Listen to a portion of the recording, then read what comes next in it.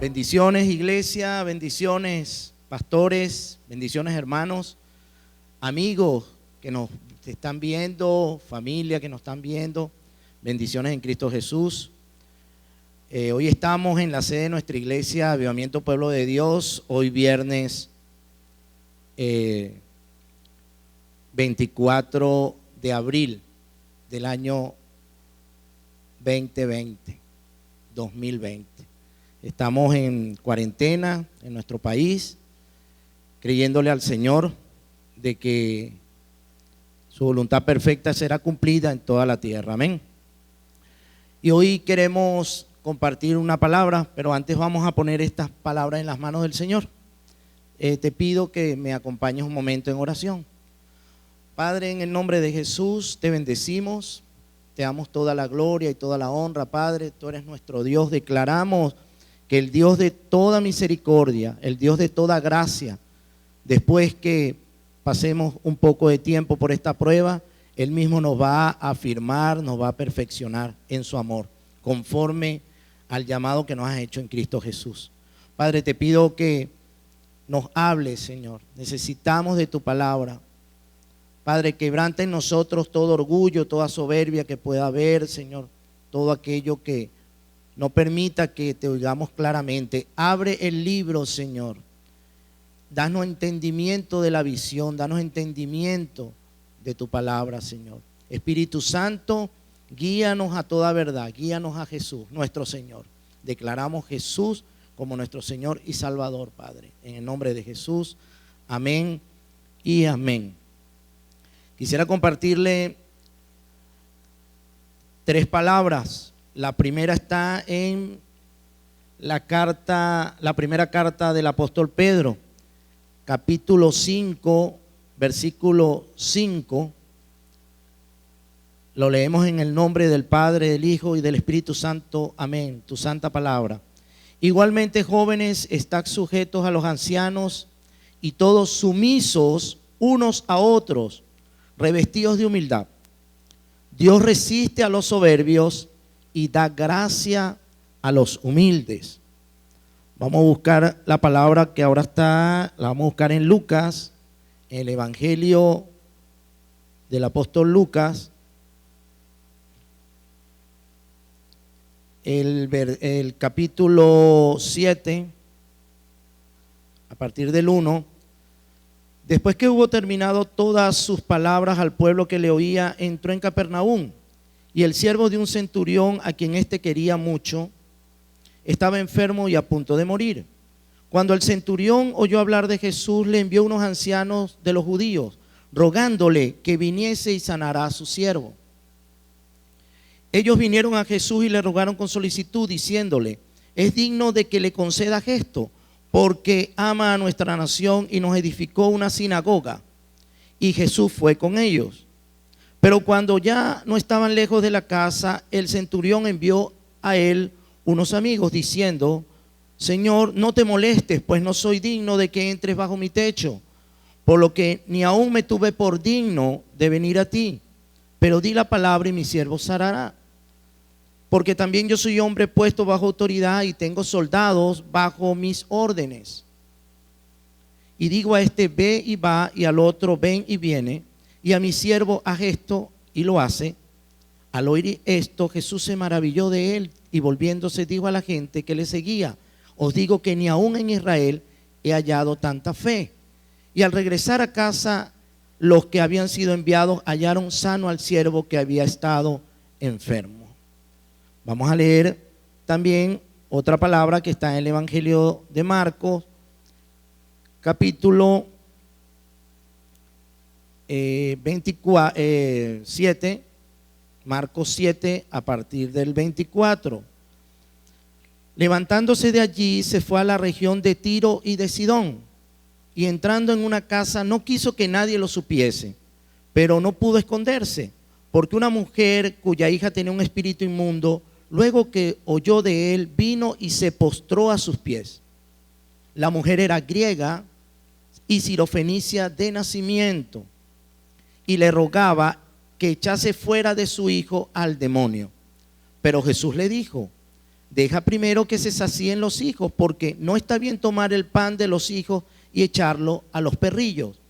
Respondió ella y le dijo: sí, Señor, pero aún los perrillos debajo de la mesa comen de las migajas de los hijos. Entonces le dijo: por esta palabra, ve, el demonio ha salido de tu hija. Y cuando llegó ella a su casa, halló que el demonio había salido y la hija acostada en la cama. Amén, amén y amén. Aleluya. Esta palabra, si le podemos poner un título, sería simplemente: Dios da gracia al humilde. Si nos damos cuenta, ¿verdad? En Primera de Pedro, la palabra que leímos al principio, dice que Dios resiste al soberbio. Una resistencia es algo que se opone a algo. Las cocinas eléctricas, el principio de la cocina eléctrica es que se opone a la electricidad. Por eso es que la cocina eléctrica se pone al rojo vivo los conductores de la cocina eléctrica. En este caso, los espirales de la cocina eléctrica se ponen al rojo vivo y transmiten calor, porque hay una resistencia a la electricidad que está pasando dentro de ellos. O sea, el conductor no permite que salga la electricidad, porque si sale la electricidad, nosotros ponemos una olla y nos pega un corrientazo. Pero hay una resistencia ahí que no permite que la electricidad salga. Bueno, así es el soberbio. El soberbio para Dios, la soberbia no permite que la bendición de Dios llegue, porque Dios hace una resistencia a la soberbia. Pero en cambio al humilde, da la gracia al humilde. ¿Quién es el humilde? Bueno, aquí está, arriba lo dice, empezando el versículo 5, el sumiso. Dice: revestidos de humildad, ¿cómo? Siendo sumisos unos a otros. Un sumiso es una persona que obedece. Un sumiso es una persona, y aquí hay una frase que voy a decir, y quiero que en toda la predicación estemos pendientes de esta frase. Es alguien que se pone debajo de. En cambio, el soberbio siempre está encima de. En cambio, el humilde siempre está debajo de. Nosotros podemos obedecer cuando reconocemos que la persona que nos está mandando a hacer algo está por encima de nosotros. Por eso es que nosotros obedecemos a las autoridades superiores. Por eso es que el Señor dijo: el que me ama guarda mis mandamientos. El que reconoce que Jesús está por encima de él, lo va a obedecer. Entonces, el soberbio está por encima, pero el sumiso está por debajo. Siempre el sumiso está por debajo. Vamos a ver el ejemplo del centurión romano. ¿Quién era un centurión romano? Bueno, un centurión romano en la actualidad sería como un capitán, como un comandante. Ellos tenían a su cargo o a su mando 80 a 100 soldados romanos. Este centurión estaba acostumbrado a mandar. Por eso es que él le dice al Señor: mire, yo soy hombre bajo autoridad. Yo le digo al soldado: ve, y él va, y le digo a aquel: ven, y él viene. O sea, el centurión romano estaba acostumbrado a mandar. De paso, que un centurión romano estaba investigando la disciplina militar de esa época. Tenía como un código militar donde se subordinaba, había una subordinación a los superiores. Ese estilo de vida militar le decían los romanos imperium. O sea, ¿qué era imperium? El imperium era reconocer la autoridad de los rangos superiores. Eso era una ley para un soldado romano, para un centurión romano. O sea, él reconocía el imperium del que estaba por encima de él. Podría ser el César. Los centuriones romanos estaban acostumbrados a eso, y los militares están acostumbrados a eso. Eso todavía existe. Están los los soldados rasos, luego vienen los alférez, después vienen los capitanes, después vienen los comandantes y así, general, general de división, capitán, general, bueno, y así rangos superiores. Bueno, pero lo grande aquí es que este soldado se subordina, se pone por debajo del Señor Jesús. Aleluya. Y de paso, ese soldado tenía la autoridad para decirle a Jesús: mira, ven a mi casa, o mandar un pelotón de soldados y traerlo a juro. ¿Por qué? Porque los judíos estaban bajo el imperio romano, bajo la dictadura romana. Y él era un oficial, un soldado romano que tenía derecho a matar al que él quisiera. Tenía un grupo de soldados a su orden. Ni él mataba, él lo que hacía era mandar.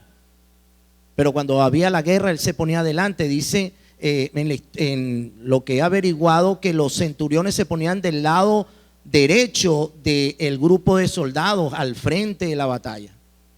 Y tenía tenía 3 personas que eran como sus segundos, pues.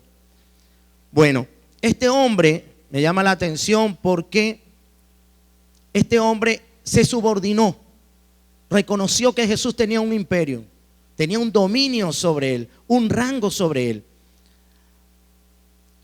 Aunque en términos humanos o estatus humanos, este centurión era superior a Jesús, no se atrevió ni estar frente a él. Gloria a Dios. Él no se sintió digno de estar frente al Señor Jesús. Nosotros tenemos que ver esto porque en estos 2 pasajes de la mujer sirofenicia y del centurión romano, la sanidad no está en primer plano. Lo que está en primer plano es la fe y la humildad de estas 2 personas.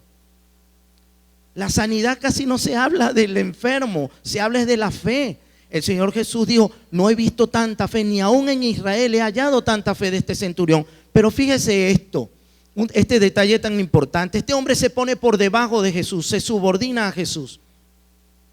Pero fíjese que él no permite, una de las razones que no permite que Jesús ni entre en su casa es porque no se sentía digno. Pero hay otra razón. Si nosotros averiguamos cómo eran las costumbres judías con respecto a las personas que no eran de su nación, a los no judíos, ellos le decían los paganos, los griegos, los gentiles.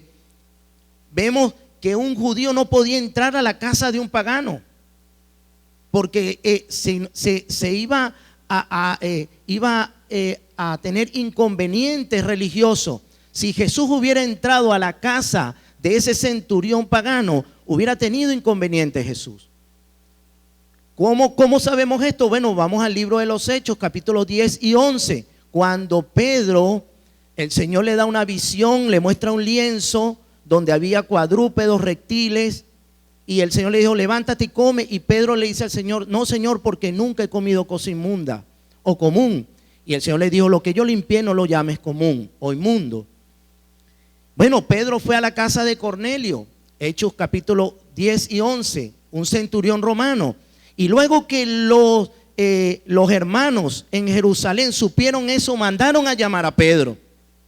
Y dice la palabra que le dijeron: ¿por qué tú has entrado en la casa de un incircunciso? Si sabes que eso es abominación para un judío. Pero este centurión, no lo dice la palabra, pero Dios me ministra, este centurión no quiso que Jesús pasara por ese problema de que Jesús entrara en su casa, y ese centurión podía mandarlo y decirle: mira, vente, entra a mi casa. No me interesa lo que después hagan contigo, si te castigan, no me interesa, pero ven, yo lo que quiero es que tú me sanes a mi siervo. Fíjense que este centurión no se valió de ese poder que él tenía y se hizo humilde, se humilló delante de Jesús. Y digo se humilló porque, y tomo esto como referencia porque es como una mesa, esto se puso por debajo de la mesa se puso el centurión. Y lo grande, aunque él podía obligar a Jesús a entrar en su casa y sanar a su criado, él evitó ese inconveniente. Qué grande Y Jesús se maravilló de la fe de este centurión. Por eso, y era un pagano, no era un judío, no era un hijo de Dios. O sea, ¿qué me quiere decir el Señor aquí? Que Dios puede sanar a cualquier persona. Puede ser un budista, puede ser de cualquier religión, cualquier credo. Puede ser hasta un ateo que no cree en el Señor. Lo puede sanar, porque muchas personas tienen religiones por costumbres, por tradiciones. Hay muchas personas que son budistas porque nacieron en la India, nacieron en China, que son personas que por costumbre. Pero aquí Dios me dice que Jesús no hace acepción de personas. Dios ve el corazón. Dios ve el corazón. ¿Qué te digo yo esta mañana? Dispón tu corazón. Tienes problemas, tienes dificultades, necesitas milagros, necesitas de Dios. Anda a Dios, pero ponte por debajo del Señor. Dios da gracia al humilde. El otro texto está, que lo leímos también, de la mujer sirofenicia. ¿Qué pasó con la mujer sirofenicia? Bueno, la mujer sirofenicia, el Señor exclama: grande es tu fe. Gloria a Dios. Esta mujer también no era judía. No estaba en ese momento, porque Jesús vino primero a los judíos. No estaba en el tiempo de Dios. Gloria a Dios. No estaba en el tiempo de Dios. Y lo voy a decir coloquialmente, le sacó un milagro al Señor Jesús. Qué tremendo. Le sacó un milagro al Señor Jesús. No estaba en el tiempo de Dios, no estaba en el kairos de Dios, pero la fe de esta mujer, la humildad de esta mujer, maravilló tanto al Señor Jesús que le dijo: anda, ve, que el demonio ha salido de tu hija. Aquí también la hija ni aparece, igual que el siervo del centurión no se lo llevaron a Jesús, igual la hija endemoniada tampoco se la llevaron a Jesús. Pero aquí lo que Dios muestra es la humildad de esta mujer.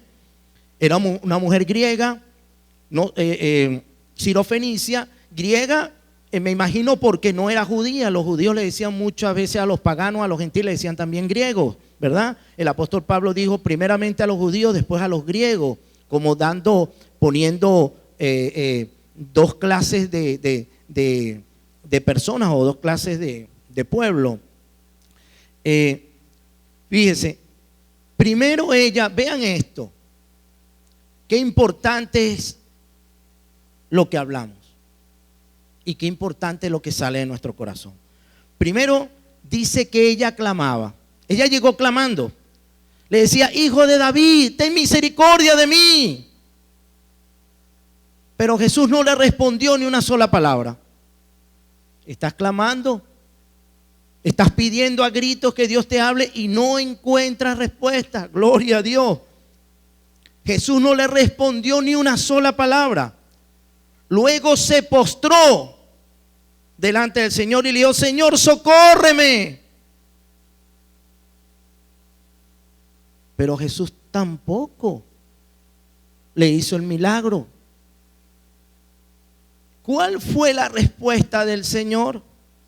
Mire, primero es la comida de los hijos. No le podemos dar la comida de los hijos para dárselo a los perrillos, le dijo a ella. Gloria a Dios. Este perrillo es como una mascotica, un animal de mascota, no un perrillo o un perro sarnoso. Quiero que estar muy claro esto. No fue que le dijo: tú eres una perra o tú eres ustedes son unos perros, sino un perrillo es como una forma diminutiva de decirle: oye, primero los principales, los judíos, después vienes tú. Fíjense que esta mujer, gloria a Dios, no se ofendió por lo que le dijo el Señor Jesús. Y si nos ponemos en el lugar de esta mujer, que le diga a alguien: mira, primero viene aquel, después vienes tú, porque tú eres de menor rango. ¿Cuántas veces no nos ofendemos cuando no nos ponen a nosotros en el primer lugar? ¿Cuántas veces no nos ofendemos cuando vemos que a otras personas les van mejor a nosotros, o otras personas consiguen algo primero que nosotros, y decimos: ¿y por qué a nosotros no nos toca eso? Es que nosotros somos de menor categoría. Bueno, pero esta mujer reconoció que ella era de menor categoría. Le dijo, sí Señor, pero aún los perrillos comen debajo de la mesa. Aleluya, aleluya, aleluya, la humildad. Vino la gracia, vino el milagro por la humildad, porque Dios da gracia al humilde. Esta mujer se puso por debajo de la mesa, se puso como un perrito. Sí, le dio, yo soy un perrillo, sí, yo lo soy, pero aunque sea, dame una migaja tuya, Señor. Y él dijo, wow, grande es tu fe. Porque de paso, ella era una mujer que era idólatra, era pagana. Ella no tenía la fe en Jesús.